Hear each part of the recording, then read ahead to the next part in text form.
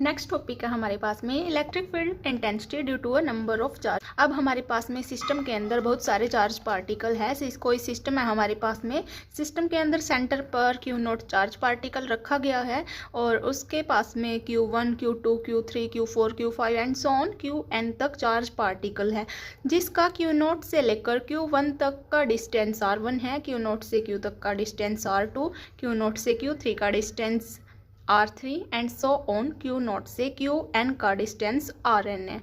तो आइए इसको देखते हैं, इसकी कंस्ट्रक्शन है।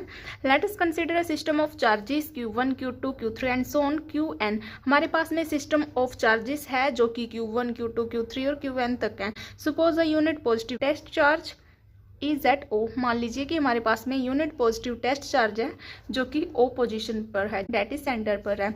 सच डेट इस तरीके से है कि R1, R2, R3 and so on Rn the respective position of each charges इस तरीके से है कि हर एक चार्जेस की रिस्पेक्टिव पोजीशन Q0 से Q1 की पोजीशन R1 है, Q2 की R2, Q3 की R3, ऐसे ही करके Qn की Rn पोजीशन है।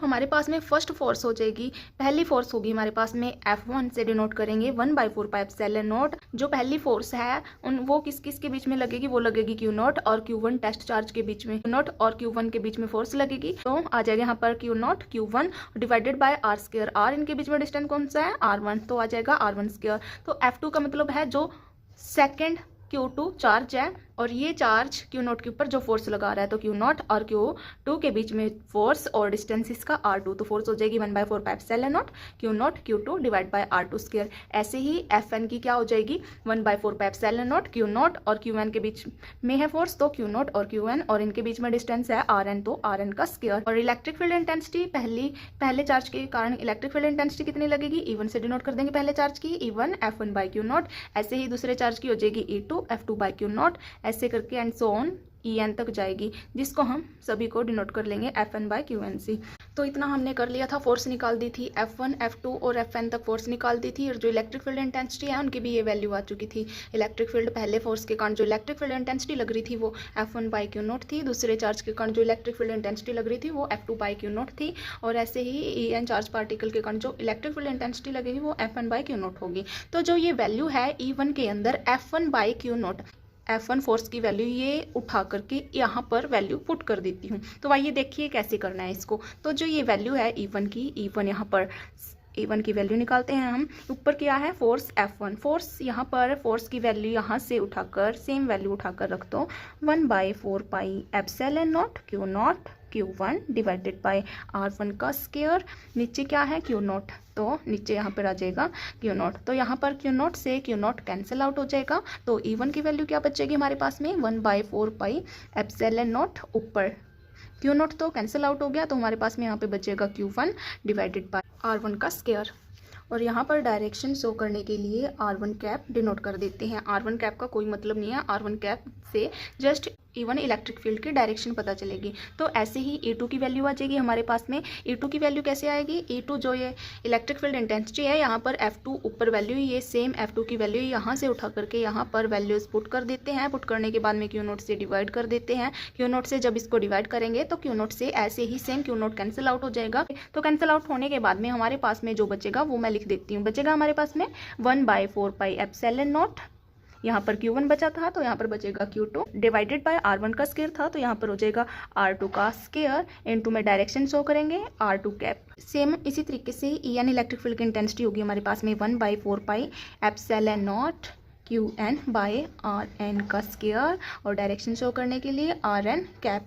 और सुपरपोजिशन प्रिंसिपल के अकॉर्डिंग हमें पता है हमारे पास में इलेक्ट्रिक फील्ड इंटेंसिटी आ गई E1 E2 En, और हम निकाल किसके रहे हैं पूरे सिस्टम ऑफ चार्जेस की। सिस्टम ऑफ चार्जेस का मतलब है सुपरपोजिशन प्रिंसिपल लगा देंगे। सुपरपोजिशन प्रिंसिपल का मतलब है जितनी भी इलेक्ट्रिक फील्ड इंटेंसिटी आई है इसको E से डिनोट करके इन सभी को प्लस कर देते हैं, E1 plus E2 plus E3, ऐसे ही E4 E5 ऐसे ही प्लस करते जाएंगे और लास्ट में En आएगा, तो इन सभी को प्लस कर देते हैं। तो आइए इनकी वैल्यूज को रखते हैं। तो E1 की वैल्यू जो यहाँ पर है सेम ये वैल्यू को उठा करके E1 की वैल्यू को उठा करके यहाँ पर E1 की वैल्यू की जगह हम लिख सकते हैं 1/4πε0 Q1 बाय R1 का स्क्वायर, और डायरेक्शन के लिए R1 कैप प्लस E2 की जगह पे ये वैल्यू E2 है, E2 की जगह पे सेम वैल्यू उठा करके यहाँ पर E2 की वैल्यू की जगह रख दो 1/4 pi epsilon naught Q2 by R2 square, और डायरेक्शन के लिए R2 कैप ऐसे ही प्लस प्लस करके डॉट डॉट दिखा दो।